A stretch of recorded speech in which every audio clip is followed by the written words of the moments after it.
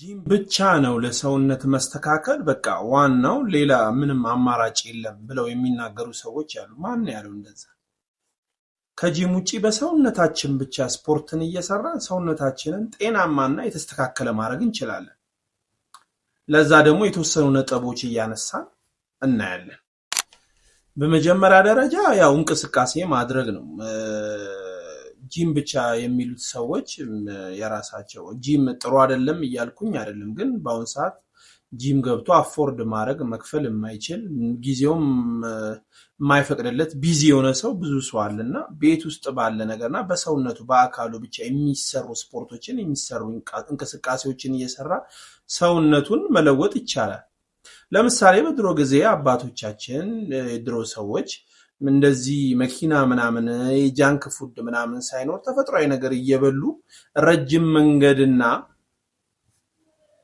ዱብ ዱብ ስለሚሉ ሰውነታቸው ያናል ፋት አልነበረም። ካያችሁ የድሮ ቪዲዮዎች የድሮ ፎቶዎች ካያችሁ ወፍራሞች አይደሉም። በጣም የሚገርም አቋም ያላቸው ናቸው እንዳለ የምታዩት ሰዎች። እነዛ ሰዎች ጂም ገብቶ አይደለም ሰውነታቸው እንደዛ ያደረጉት፣ እንቅስቃሴያቸውና የሚበሉበት ምግብ ነው። ሲማሩ ረጅም መንገድ ነው፣ ገበያ ረጅም መንገድ በእግራቸው ነው የሚሄዱት።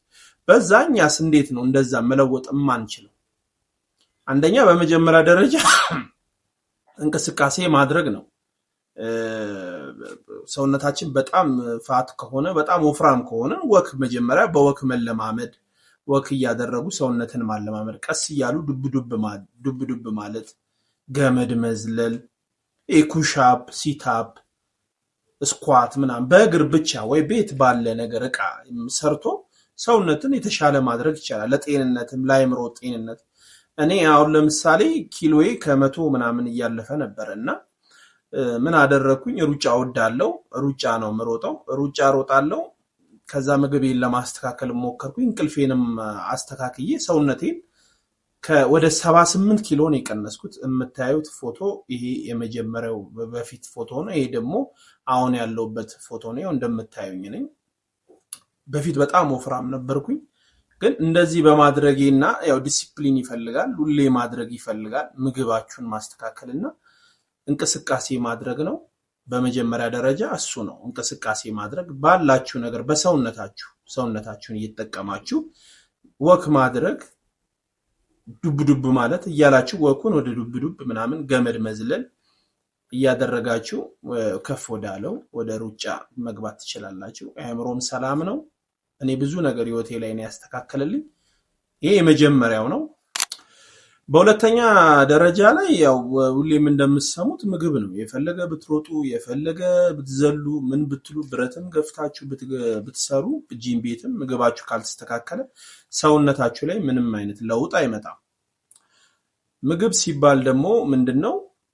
እነዚህ ጃንክ ፉዶች የሉም። እነዚህ ጣፋጭ ነገሮች ምናምን ነጫጭ ነገር ዳቦም እንደዚህ ፓስታ፣ መኮሮኒ ሳይበዛ አለማብዛት ነው እንጂ መበላቱም ካርብ ስለሆነ ያስፈልጋል ለሰውነታችን። ሲበዛ ግን ፋት ወደ ሰው ወፍራም ስለሚሆን ለመፈጨት በጣም ስለሚከብድ ወደ ፋትነት ይለወጣልና እሱን መቀነስ፣ ጣፋጭ ነገሮችን፣ ለስላሳ መጠጦች እነሱን ደግሞ ማቆም፣ ቫይታሚን ነገሮች መመገብ፣ አቮካዶ፣ እንቁላል የተገኘውን ባለው ቤት ያፈራውን ነገር መጠቀም፣ በተቻለ አቅም በሆነች ነገር አንድም ሁለትም እንቁላል እንደዚህ የጨመሩ መጠቀም ሰውነታችን የተስተካከለ እንዲሆን። ዋናው ከስፖርቱ የመጀመሪያው፣ ሁለተኛው አመጋገብ ነው።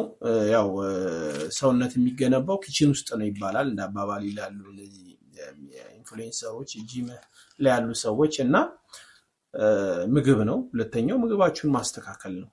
እኔም እንደዛ አድርግቼ ነው ራሴ ላይ ለውጥ ያየሁት። እኔ አሁን የተወሰነች ያየሁትን ነገርና ራሴ ላይ ያለውን የተለወጥኩበትን ነገር ነው እዚህ መጥቼ እየነገርኳችሁ ያለሁት። ራሴ በቃ ኤክስፒሪየንስ ያደረኩትን ነገር ነውና የሰራልኝን ነገር ነው እየተናገርኩ ያለሁት። ሁለተኛው ምግባችሁን ማስተካከል ማለት ነው። ሲሪየስ ነው።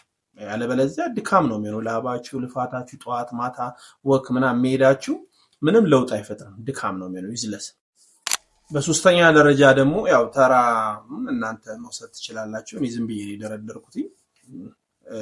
በሶስተኛ ደረጃ ደግሞ እንቅልፍ ነው። በቂ ረፍት ማድረግ፣ እንቅልፍ መተኛት ሰውነታችን በሚሰራው እንቅልፍ ላይ ነው። አንደኛ ማታ ላይ ነው። ስንተኛ ረፍት ሲያገኝ ነው ሰውነታችን ብዙ ነገሮች ለውጥ የሚፈጠሩት በተኛንበት ነው እና እንቅልፍ ወሳኝ ነገር ነው።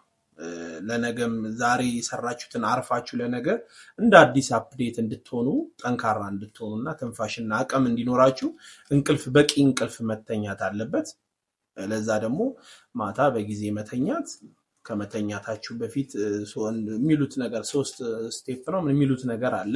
ከመተኛታችሁ በፊት ከ3 ሰዓት በፊት ምግብ አለመብላት ማለት ከዛ ቀደም ብሎ ምግብ መብላት፣ ከመተኛችሁ 3 ሰዓት በፊት ምግብ አለመብላት። ምክንያቱም ተኝታችሁ እያለ ያው ስራ ስለሚበዛበት ባዶ ወዳችሁን ሆናችሁ ብዙም ሳጠግቡ ብተኙ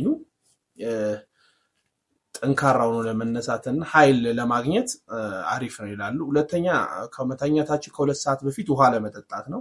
ያው ውሃ እንደምታውቁት ልተኙ ስትሉ ውሃ ስትጠጡ ሌሊት ላይ በሽንት ምክንያት ልትነሱ ትችሉና እንቅልፍ ሰዓታችሁ ይስተጓጎላል ማለት ነው እና እሱን ውሃ ለመጠጣት ነው። በሁለተኛ ደረጃ ውሃ ለመጠጣት ነው። ከመተኛታችሁ ከ1 ሰዓት በፊት ደግሞ ስልክ አለመጠቀም ምንድነው? ይሄ ስክሪን ላይ ያለው ጨረር አይናችንን እንቅልፍ እንዳይመጣ ያደርጋልና ጥሩ እንቅልፍ እንዳንተኛ ስለሚያደርገን እሱን በተቻለ አቅም ከመተኛታችን ከባድ ነው። ግን ያው የሆነ ነገር መለውጥ ከፈለግን የሆነ ምን ከፍላቸው መስዋዕትነት አሉ እና ከመተኛታችሁ ከ1 ሰዓት በፊት ስልክ አለመንካት ነው እና ደግሞ በተጨማሪ ደግሞ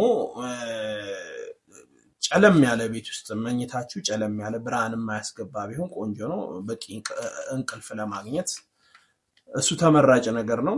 ይሄንን ካደረጋችሁ እርግጠኛ ሆኜ ነው መነግራችሁ ትለወጣላችሁ፣ ሰውነታችሁ ይስተካከላል። ግን ላይፍ ስታይል ነው መሆን ያለበት።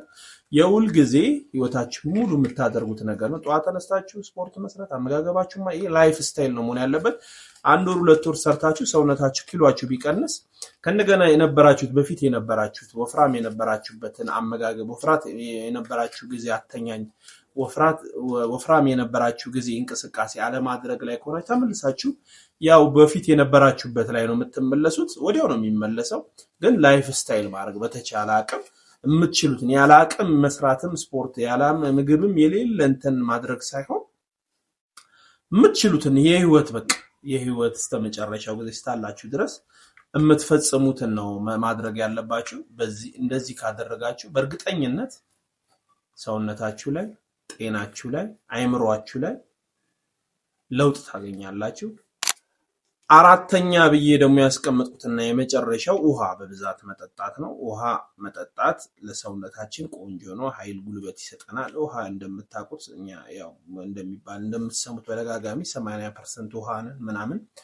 ስለዚህ ውሃ በጣም ያስፈልገናል። ያው እንቅስቃሴ ስናደርግ ላብ ስለምናወጣ ምናምን ውሃ ስለሚያስፈልገን ውሃ መጠቀም፣ ከምግብ ደግሞ ከሮጥን ወይ እንቅስቃሴ ካደረግን በኋላ ደግሞ እነዚህ ሙዝ፣ ሩዝ እንደዚህ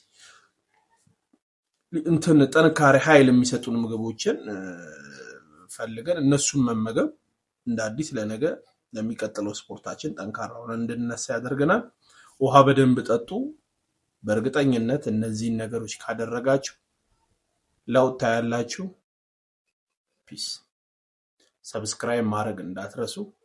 እናመሰግናለን።